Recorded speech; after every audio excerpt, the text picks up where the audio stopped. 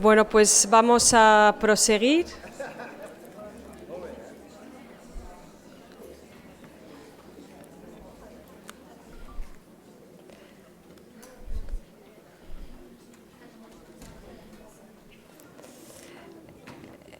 Hemos estado antes en este espacio de cultura que, como decía Natalia, ¿no? Es espacio de cultura, no espectáculo, no de diversión, no es espacio también de silencio, de transformación, esa necesidad al fin y al cabo de conocimiento, ¿no? De abrirnos otras puertas, y sin duda uno de los muchos creadores que existen aquí está hoy con nosotros, que es Abderrahmane Sissako, un creador que nos abre unos universos de una belleza y una poética absolutamente de una fineza, realmente de una elegancia, a introducirnos en realidades que realmente cambian nuestra forma de mirar el mundo.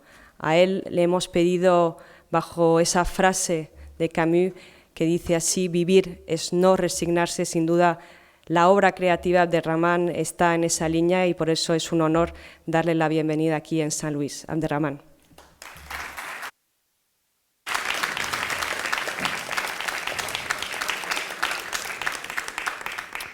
Je dois faire quoi?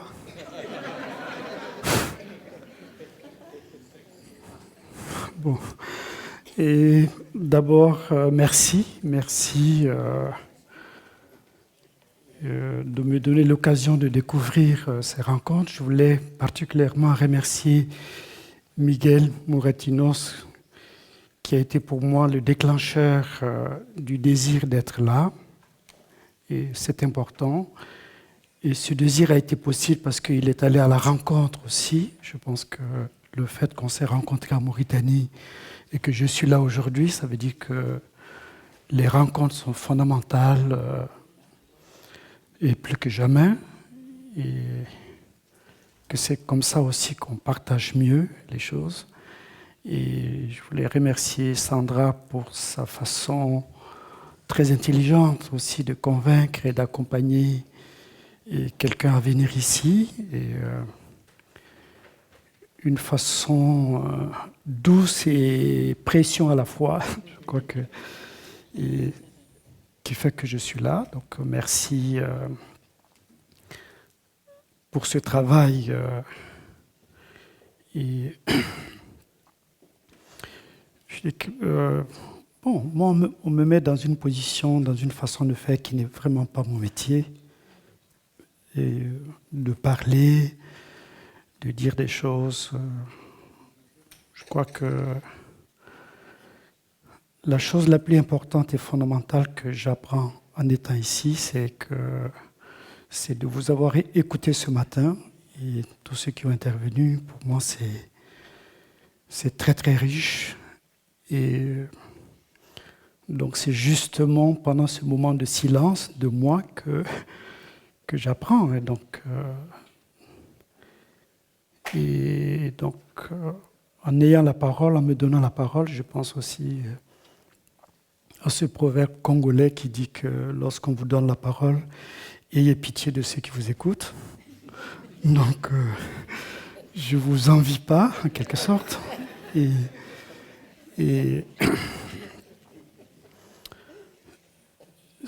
c'est vrai, et Agnès l'a dit. En fait, ce que vous avez dit ce matin, tout est tellement fort, tout est tellement beau. Cette pensée de Camus, qui aussi, quelque part, aussi me libère dans le sens que il ne s'agit pas de parler aussi, il ne s'agit pas de prendre la parole. Et que ce qui est fondamental et important, c'est l'action quelque part, et pas seulement en tant que créateur, je dis ça, mais moi je suis né et grandi en Afrique, j'appartiens à une forme, peut-être, j'appartiens à l'oralité en quelque sorte, et l'oralité c'est pas forcément le pitch ou l'éloquence, hein. Donc c'est ma culture de l'oralité. Et je dirais aussi que je viens d'un endroit, et j'ai grandi au Mali. Je suis né en Mauritanie, mais j'ai grandi au Mali. Et très vite, j'ai été conscient, et ce matin aussi, on a parlé de conscience. La mère de Minorque a parlé de deux choses qui me semblent très bien, c'est effectivement la conscience et le collectif. Et j'ai vécu dans une famille nombreuse, nous étions 14, mais nous étions 25 dans la famille parce que mon père avait pris avec lui les enfants de ses frères qui n'étaient pas allés à l'école. Lui, il était allé à l'école, donc il avait plus de moyens. Ses frères étaient des paysans, donc il était obligé de prendre leur enfant pour vivre avec nous. Donc j'ai grandi, voilà, nous étions 25 et à dormir à tour de rôle pratiquement, parce que quand c'est pas une maison grande, et à partager. Voilà. Et donc, c'est cette culture du partage qui m'a formé et qui fait que et quand je crée, quand j'ai envie de créer, c'est justement pour partager avec les autres.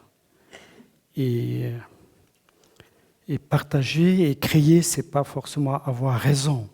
Donc c'est pas, on n'a pas forcément raison, mais on sent la nécessité de créer, de faire des choses. Et quand on a grandi dans une forme d'injustice face au reste du monde, parce que je trouve que le monde est enfin le monde qui m'entoure, notre monde est un monde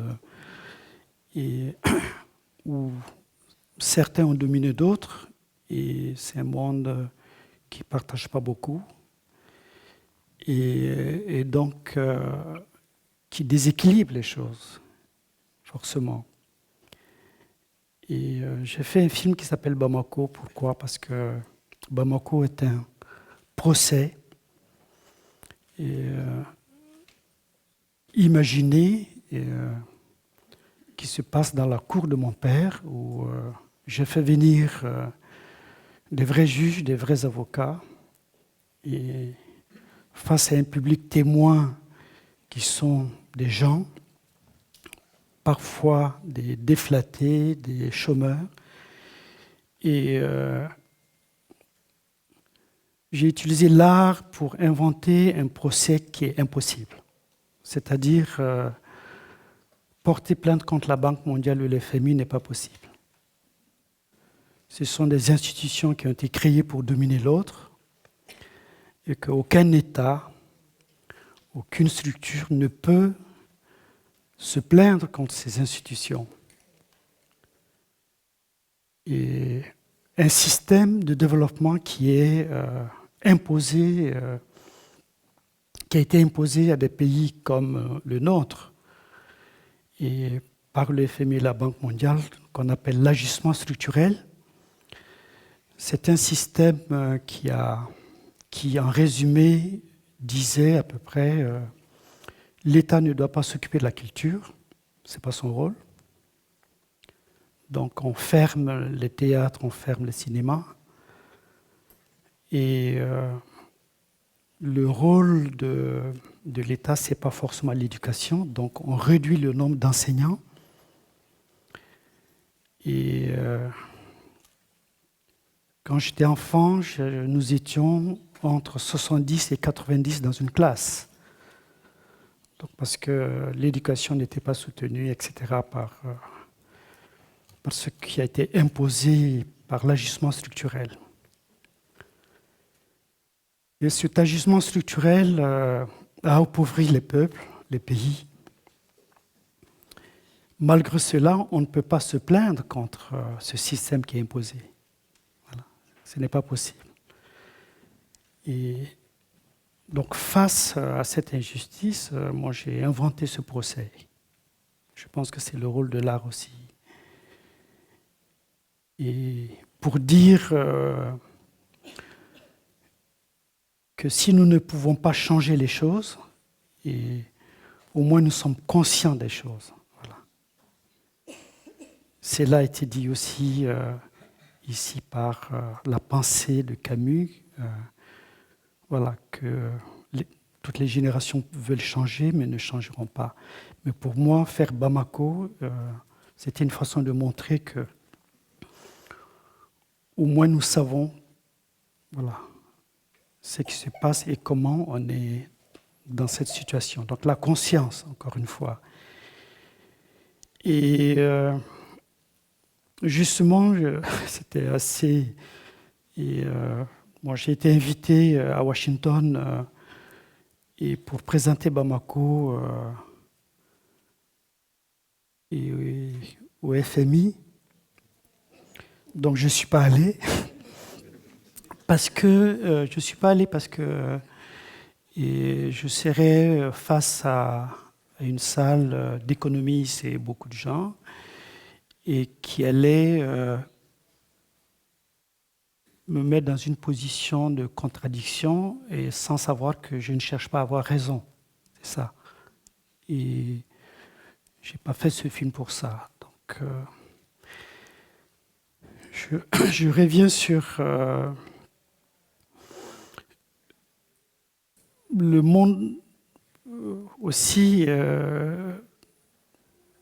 Si je viens de l'oralité et que je n'ai pas beaucoup lu ni écrit, mais j'étais entouré dans ma famille et dans les voisins d'une forme d'échange qui me semble fondamentale, c'est-à-dire s'intéresser à celui qui ne sait rien.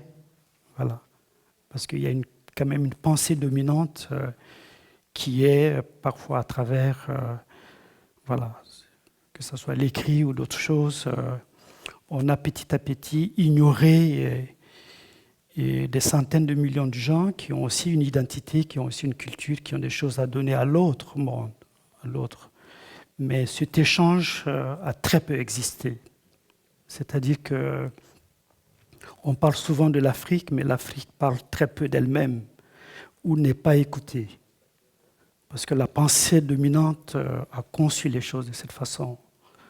Et je pense que quand on conçoit les choses de cette façon, on s'appauvrit soi-même. C'est ça la réalité. Donc on n'est pas dans un monde de partage, on est un monde qui conçoit les choses. Et aujourd'hui, comme vous voyez, tout part très vite et qu'il faut surtout, avec le développement de l'intelligence artificielle, qu'il faut financer, Miguel le disait, il faut financer plutôt la conscience. Voilà. Aujourd'hui, pour au moins créer un équilibre. Voilà. Et dans cette domination de l'autre et qui a toujours existé, et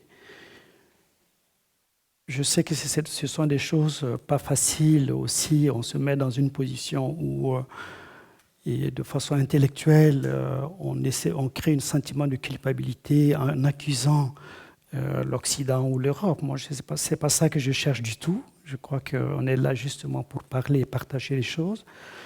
Mon identité première n'est pas d'être africain, c'est d'être tout simplement un être humain.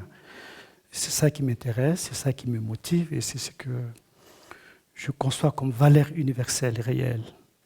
Donc, mais en tant qu'artiste, mon rôle et mon devoir, c'est de porter à la connaissance des autres qui ne sont pas conscients de certaines choses parce que un peu trop riches, comme Mahi disait, voilà,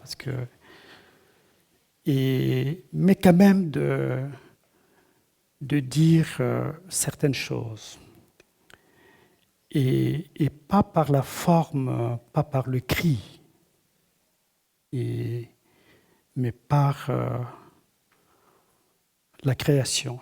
Voilà. La création, la véritable création, ce n'est pas celle qui impose à l'autre, mais c'est celle qui crée des chuchotements pour qu'il y ait un échange réel, une conversation. Et donc c'est ce que j'ai compris très tôt,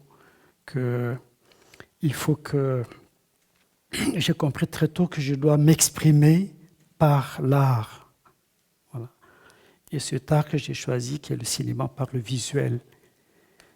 Et pour justement protester. Mon cinéma, c'est un cinéma de protestation, de combat. Et si j'ai parlé de Bamako, qui était quelque chose contre la Banque mondiale, j'ai fait d'autres choses aussi, qui parlent d'autres choses. Donc, cela me semble extrêmement important. Et Aimé Césaire, qui est un auteur qui a fait partie aussi de mon éducation, et comme d'autres disaient que le grand drame de l'Afrique a moins été son contact tardif avec le reste du monde, mais c'est surtout la manière dont ce contact a été établi. Et que c'est au moment où l'Europe est tombée entre les mains de capitaines d'industrie et de financiers, dénués de tout scrupule, que l'Europe s'est propagée. Et que notre malchance, c'est cette Europe-là que nous avons rencontrée, l'Afrique. Et que l'Europe est comptable devant le reste du monde du plus haut tas de cadavres de l'histoire. C'est ça. Et donc, quand on dit ça aujourd'hui, et qu'on le répète, c'est extrêmement important. Parce que assujettir et esclavagiser et coloniser, c'est-à-dire appauvrir, et ce n'est pas fini, et ça continue. Et quand je dis ça, je ne dédouane pas du tout nos systèmes politiques en Afrique, qui profitent bien évidemment de cette situation. Mais le réflexe de dominer l'autre, de prendre chez l'autre ce qu'il a, de l'appauvrir pour qu'il devienne petit à petit et des bombes dont tu parlais, dont tu as écrit, des boules de feu, et le vrai danger dont fait face aujourd'hui l'humanité. Et au lieu de partager mieux ce qui nous appartient à tous, on préfère créer des murs, voilà. Et tous ces murs qui sont bâtis aujourd'hui pour séparer ceux qui sont pauvres et qui nagent pour venir de l'autre côté, toutes ces fortunes qu'on met dans Frontex et toutes ces choses-là, pensant se protéger contre la misère, ce sont des leurres totales. Voilà. Aucune humanité ne peut s'épanouir en créant des barrières physiques. C'est impossible. On se protège un temps, mais ce temps passera. Et lorsqu'on n'encourage pas, lorsqu'on ne fait pas un travail de partage réel, pour que la mission des États ou de tout le monde, c'est de faire en sorte que la culture soit la vraie richesse. Voilà, que l'éducation soit la vraie richesse. Et c'est ça qui protège, véritablement. Pas cette pensée, voilà. Pas ces priorités alors qu'on voit tous les jours le budget des armements augmente dans tous les pays, c'est quand même incroyable. Que l'humanité, que la civilisation, ceux qui se prétendent aussi civilisés, c'est ça. C'est qu'on est tous pris en otage par ce capital, en fait. Voilà. Le capital, qui est le vrai cancer et qui pollue tout et qui neutralise tout. Aujourd'hui, on le voit, on le vit. On ne sait même plus quoi faire. Donc, je suis tout simplement totalement en lien et en symbiose avec ce qui a été si bien dit ce matin par vous tous, que ça me réconforte parce que moi aujourd'hui je vis de deux façons. une fois, c'est quand je travaille, quand je fais un film ou quand je fais un opéra, j'ai un lien avec ceux qui me font confiance en tant que partenaire, donc je fais des choses, mais quand je ne fais pas ça, et depuis quelques années,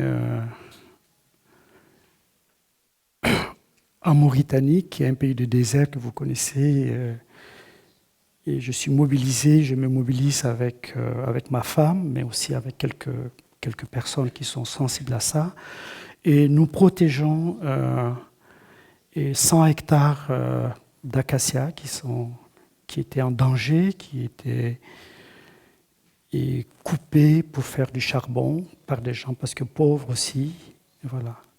Donc notre réflexe, c'est de protéger ce lieu, c'est de protéger ces arbres, c'est de replanter cette forêt, c'est rare là-bas les forêts, de replanter, de faire quelque chose, de faire une action, de faire pousser les choses.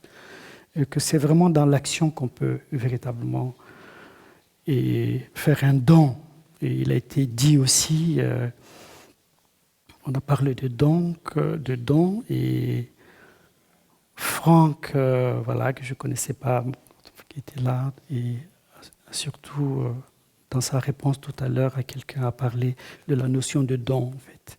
Donner et recevoir, je pense que ce sont des valeurs extrêmement importantes, voilà, dont je suis de plus en plus conscient, et que ce travail est extrêmement difficile parce qu'on fait face presque à une ignorance totale, aussi bien des politiques que de partenaires occidentaux européens qui ne sont absolument pas sensibles à des choses comme ça en réalité et qui font croire qu'ils sont sensibles à ça. On fait tous les grands sommets sur l'environnement et tout ça, partout, chaque année, etc. Mais quand des projets comme ça, des gens qui bénévolement protègent une forêt, quand on essaie d'attirer l'attention de partenaires, d'institutions là-dessus, vous ne pouvez même pas savoir, le silence est terrible. C'est terrible, un silence terrible. Ça décourage en quelque sorte, mais en même temps, et Camus, mais j'apprends tous à Camus ici, il faut que je vous le dise, à parler de folie, qu'il faut avoir de la folie, voilà, pour faire les choses. Et je pense que c'est vraiment ça, il faut de la folie, la vraie folie, pour encore une fois s'investir et faire des choses. Même face à cette indifférence, face aussi à ce que je formule comme une forme de mensonge, qui sont établis, qui sont là dans des formes de coopération, de pensée, etc. C'est pas possible. Parce que ces coopérations et ces pensées ne font pas confiance au peuple, aux individus, encore une fois, font confiance au système, aux politiques. Mais partager véritablement avec des groupes pour faire des choses, changer le monde, ce n'est pas le cas. Donc c'est désespérant tout ça. C'est désespérant, mais encore une fois, c'est la conscience qui est importante. Être conscient de ça pour pouvoir à son tour changer vraiment les choses. Changer dans l'action, quelle que soit la forme de l'action. C'est pourquoi je dis que ce qui se passe ici, c'est une action réelle, concrète, de donner la parole, de donner l'écoute. Et c'est comme si on n'est pas nombreux, mais c'est énorme.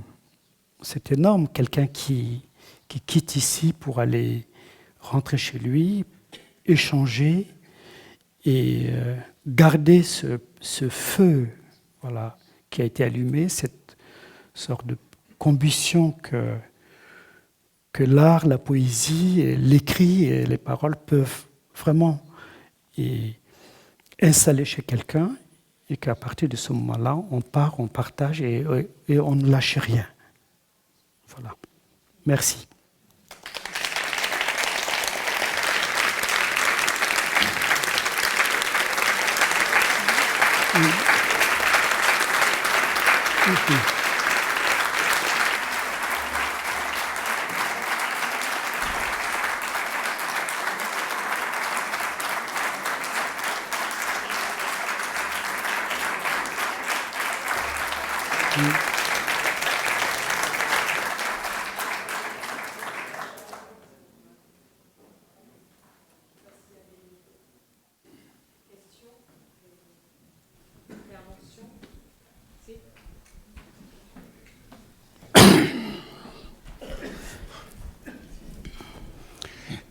Muchas gracias por este discurso tan lúcido. Hoy nuestra alcaldesa ha hablado de que la crisis climática está desenfrenada. Je vais prendre son temps.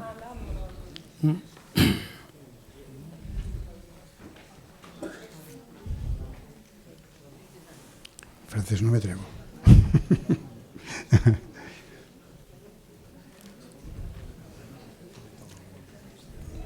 Ok. Je vais le faire. Je te l'ai fait. Je crois qu'il doit être sous toi. 3. Donc je crois que c'est... Moi, j'en avais mis un sur le fauteuil. Ok, merci.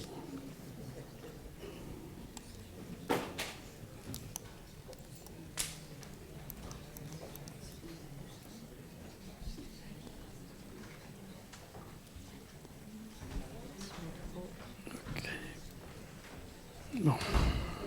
Oui.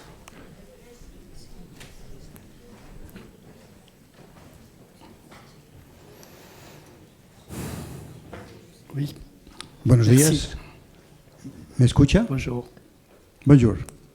No, que he empezado diciendo, dando un elogio a su discurso pausado y lúcido. De verdad, muchas gracias. Creo que, como tiene razón, eso tiene que multiplicarse. Este mensaje suyo tiene que multiplicarse. Hoy la señora alcaldesa ha hablado de que la crisis climática estaba desenfrenada. Más tarde, el señor Moratino ha hablado también de la crisis planetaria. La señora Agnès Spill, se llamaba, ha hablado de la catástrofe climática.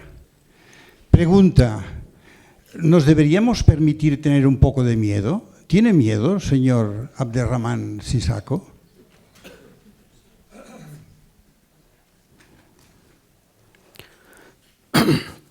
Donc, je pense que une des choses que je souhaite à tout un chacun et aussi à mes enfants, c'est de ne jamais avoir peur, en fait. Je pense que la peur est un sentiment qui annihilie beaucoup de choses. Voilà. Et il faut éviter d'avoir peur. Et quand on a peur, il est difficile de créer vraiment. Et pourquoi je dis ça moi, j'ai fait un opéra qui s'appelle Le Vol du Boli, et au Théâtre du Châtelet. Et lorsqu'on m'a proposé de faire un opéra, c'était sur une idée d'un compositeur anglais qui s'appelle Damon Albarn et le Théâtre du Châtelet. Donc on m'a invité, voilà, on m'a proposé de faire un opéra. Je leur ai dit deux choses. Premièrement, que j'ai jamais vu un opéra. Et que deuxièmement, je ne suis jamais allé à l'opéra. Donc. Mais que je vais le faire parce que je n'ai pas peur de faire ça. Et parce que je le considère que c'est une chance et c'est une confiance en moi, voilà, de me proposer de faire quelque chose dans un théâtre aussi important qui est le Châtelet. Et que la troisième chose, je vais amener au Châtelet l'Afrique. Ça, c'était ma condition. Donc, d'imaginer un opéra où l'Afrique serait dans ce théâtre.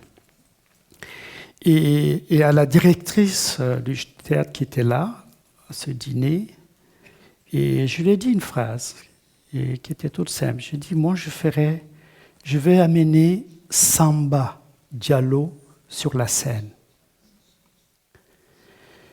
Elle m'a dit, mais qui est Samba Diallo? Je ne le connais pas. Je pensais que c'était un grand acteur ou un chanteur. J'ai dit, Samba Diallo, c'est le vigile du théâtre. Et il dit, ah bon, vous le connaissez? Mais comment? J'ai dit, non, je lui ai dit bonjour et je lui ai demandé son nom. Et elle traverse tous les jours ce vigile. Elle ne sait pas comment il s'appelle. Voilà.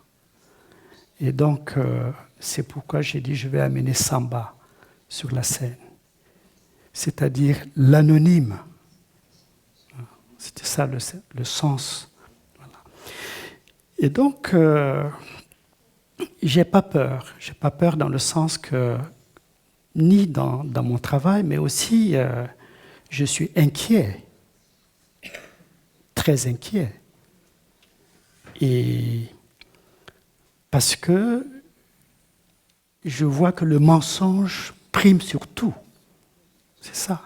Que la vraie force qui prédomine, c'est le mensonge. Et tout est fait pour tromper, tricher. Et on a parlé des médias ce matin, on dit c'est... Mais il faut un sursaut. Mais pour qu'il y ait un vrai sursaut de tout un chacun, c'est vraiment comprendre que de ne pas séparer les gens, de ne pas créer la séparation, ni par l'argent, ni par ce sentiment de supériorité ou de connaissance qui est là. Voilà. Et la plupart des gens, tellement ça a été imposé, on a le sentiment qu'il y a une Afrique pauvre et une Europe riche. C'est totalement faux. Le monde, ce n'est pas comme ça. Il n'y a pas une Afrique pauvre et une Europe riche. C'est ça.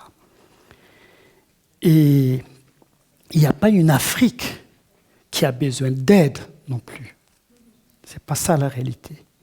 Mais c'est ça qu'on fait croire aussi.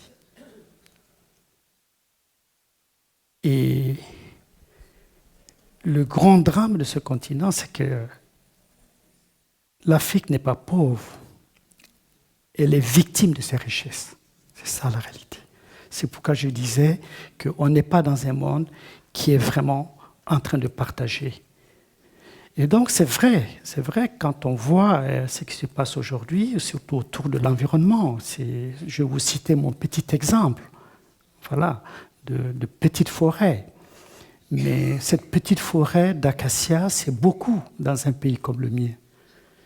Mais voir que ceux qui sont allés à l'école, ceux qui ont les moyens, ceux qui ont un pouvoir décisionnaire, ceux qui parlent de l'environnement, sont incapables d'accepter des projets comme ça, de faire avancer comme ça, je suis inquiet.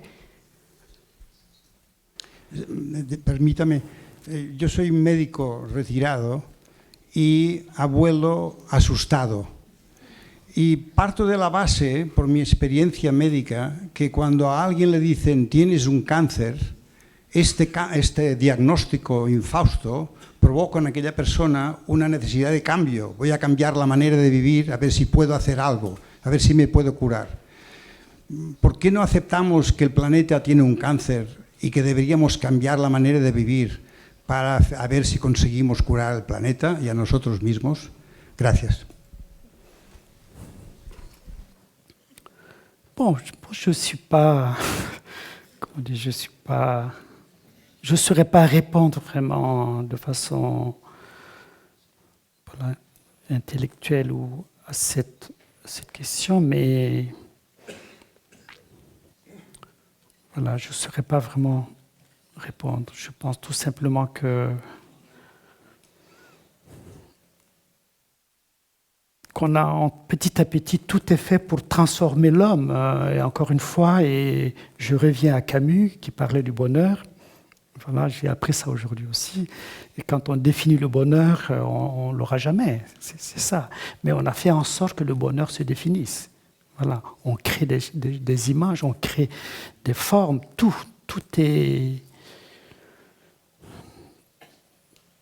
est Zara, H&M et machin. C'est un peu ça, c'est le conditionnement. Mais il faut quand même changer les regards, pour moi. Ça, c'est très important. Changer le regard. C'est-à-dire, bon, je fais un plaidoyer sur l'Afrique, parce que je vis, mais je fais ce plaidoyer sur l'Afrique comme un symbole. Il faut changer le regard sur ce continent. Il ne faut pas croire que c'est tout un continent qui veut partir. Ce n'est pas vrai du tout. Les gens sont sur place, se battent sur place, vivent sur place, sont heureux sur place, sont malheureux sur place. Certains gagnent, d'autres perdent. Voilà, l'énergie est là. Il y a une force vitale incroyable. Voilà, incroyable force vitale, une énergie réelle. Et aussi un partage réel, des collectivités. Tout c'est une réalité. Mais cette réalité immense qui a une vraie force, elle est totalement ignorée. Voilà. On ne parle que... Voilà. Et on va jusqu'à penser que s'ils sont là, je veux dire en Europe, que c'est jamais une richesse, que c'est un danger. Mais c'est totalement absurde. C'est totalement absurde. L'échange ne peut être que bénéfique. Je ne dis pas qu'il faut ouvrir les frontières, etc. Je ne parle pas de ça. Mais je parle du regard qu'on pose sur l'autre. Voilà.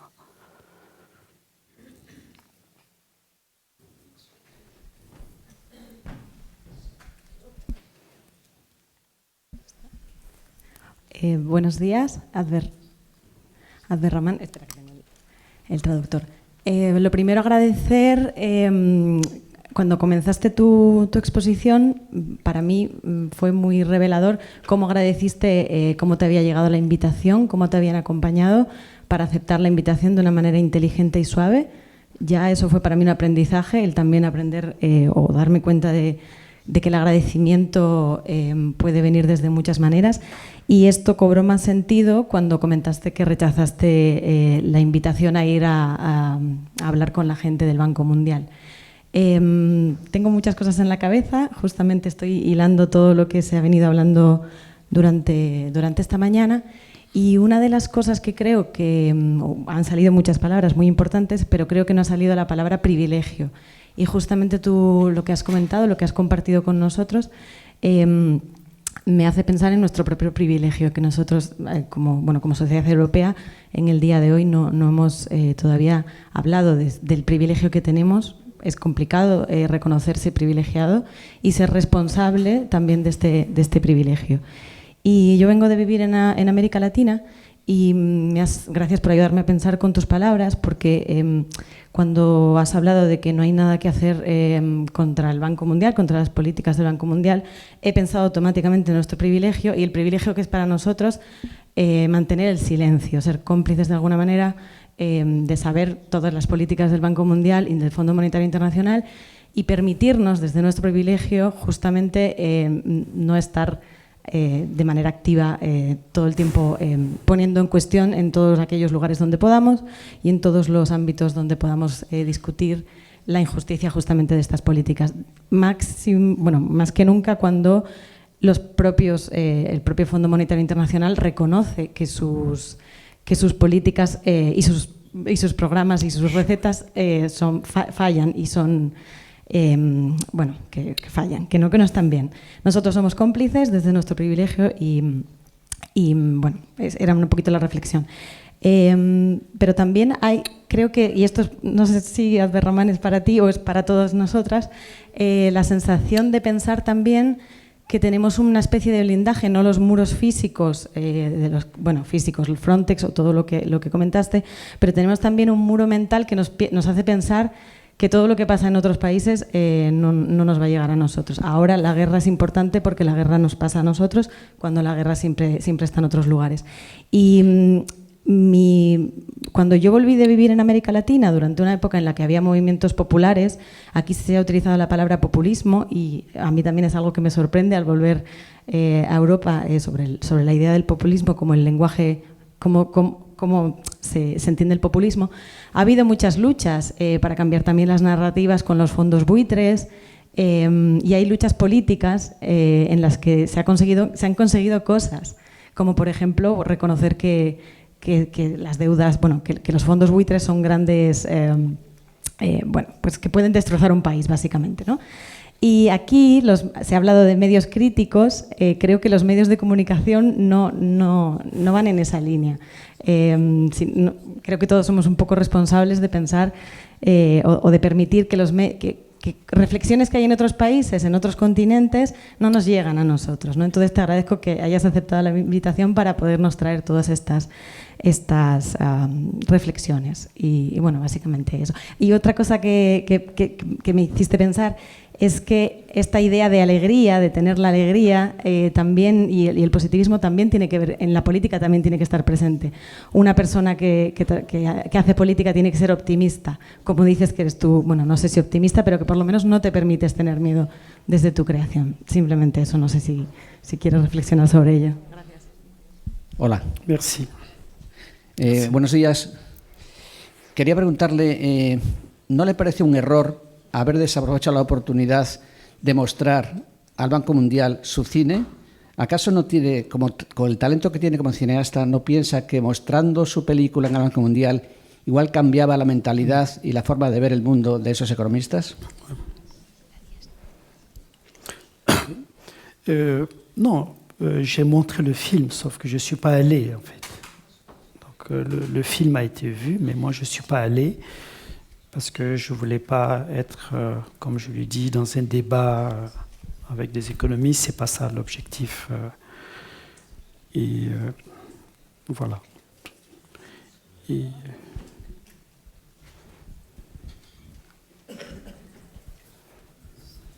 Hi. Just want to thank you so much for your talk.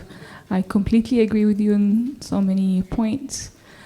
Africa is rich with so many things, resources, art, and knowledge from the indigenous people of the continent. And I think it's very important to highlight the narratives that are from the insider perspectives in order to break the otherness and the exotic narratives about the continent that has been told from outside perspectives. My question to you as an artist and as an advocate, in the context of taking and giving, how do you create a balance?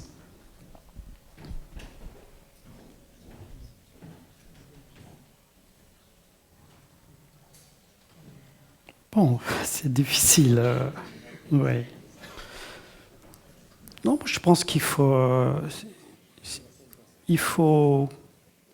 faire des choses comme ces rencontres-là, je pense. Et comment le multiplier, de quelle façon multiplier les rencontres. Qu'elles soient aussi physiques, que les gens se voient, que les gens doutent ensemble et hésitent ensemble, se projettent. Je crois beaucoup à ça, je crois beaucoup. L'énergie d'être optimiste. Je crois que l'optimisme est quelque chose de très, très important. Et avoir de l'espoir, être optimiste, parce que quand on est optimiste, on peut bâtir même dans la pauvreté, on peut bâtir des choses. Une famille pauvre qui n'est pas optimiste, elle ne peut pas éduquer ses enfants. Voilà, tout est comme ça. Et le monde, c'est pareil aussi, je trouve. Je trouve que ne pas céder, ne pas désespérer. Hello, thank you so much for your work. I want to start by saying that Waiting for Happiness came to me at a very fundamental moment of my life and really influenced the way that I make films. I want to touch on what you said about oral histories, right? Oral recollections. Being Nigerian, it is also the way that we recollect our histories, which is beautiful and problematic in itself, because in those recollections, things can get lost.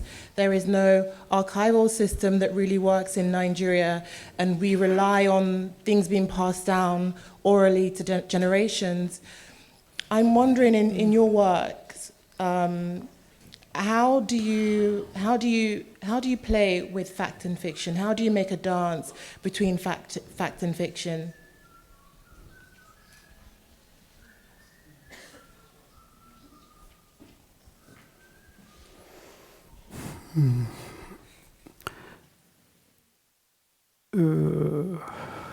Comment?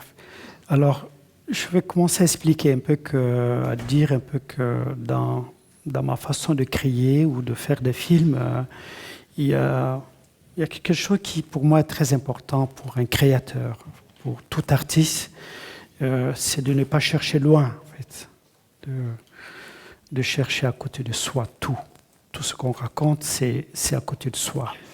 C'est la vraie façon d'être universel. Voilà. Et l'universalité, c'est ça. C'est pas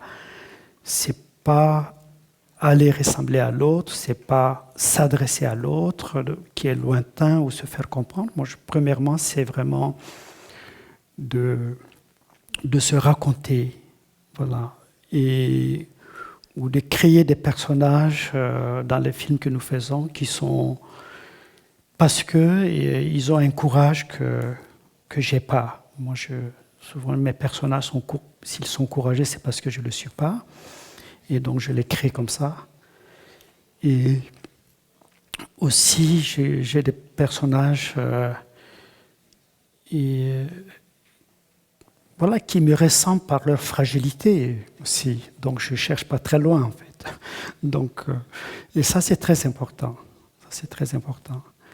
La confiance qu'on a sur ce qui nous entoure, c'est qu'on est d'où on vient. Et quand j'ai fait le concours d'entrée à l'école du cinéma à Moscou, où je suis allé, j'avais 19 ans, et je n'étais pas préparé dans le sens occidental du terme, c'est-à-dire pour être cinéaste, il faut être cultivé. Et la culture, c'est connaître Mozart, Tchaïkovski, et Picasso ou Van Gogh. Ce sont ces références qu'on doit prouver pour être accepté, pour être cinéaste. Et ce sont des choses que moi, je ne savais pas du tout. Je n'avais jamais su qui est Van Gogh, qui est Picasso, ou je n'avais jamais écouté Mozart ou Tchaïkovski. Mais j'étais convaincu d'une chose, que dans ma culture, dans mon identité, il y a une musique que j'écoute aussi, voilà, qui est universelle aussi, comme Mozart peut l'être, comme Tchaïkovski peut l'être. Quand je dis changer le regard sur l'Afrique, c'est justement ça. Et on va même penser que Bach n'est pas né en Afrique ou Mozart, voilà. Mais tout est un tout. Voilà. Et moi, j'étais convaincu que j'ai quelque chose, mais je ne saurais pas l'exprimer. Voilà.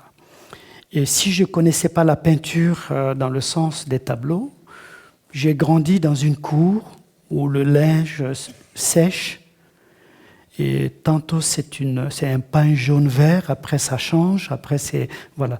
Toute la journée, j'ai l'impression, mais c'est après, c'est aujourd'hui que je dis ça, mais j'ai l'impression que mon regard est nourri par quelque chose, voilà, qui a du sens. Ça a du sens quand on est enfant et que devant soi se passent des choses. C'est ça qui a du sens. Donc valoriser tout lieu et tout moment. Et, voilà.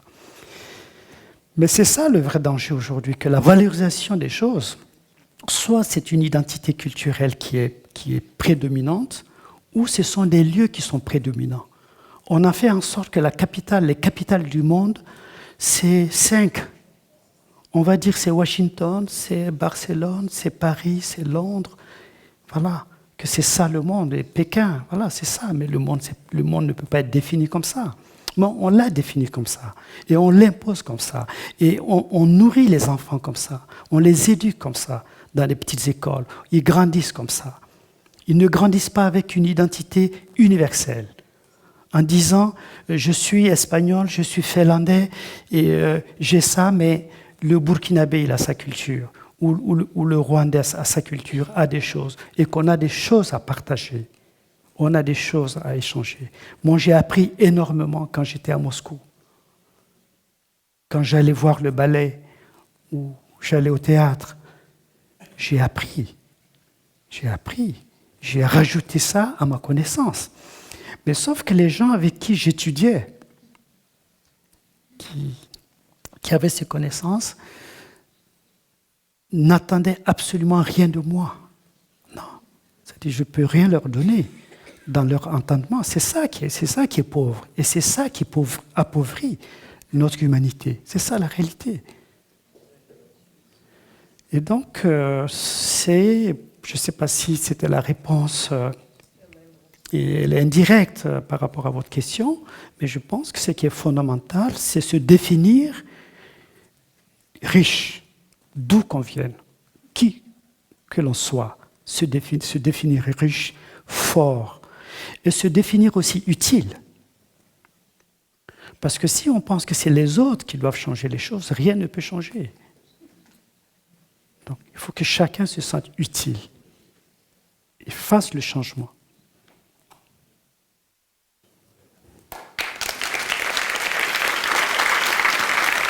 Merci. Merci.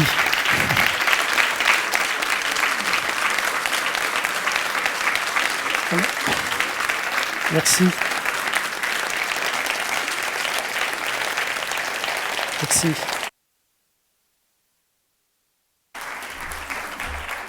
Merci énormément, Abderrahmane, de nous montrer comment ta dénonciation se fait sans cri et se fait dans cette douceur et à travers ta sagesse. Merci encore, vraiment.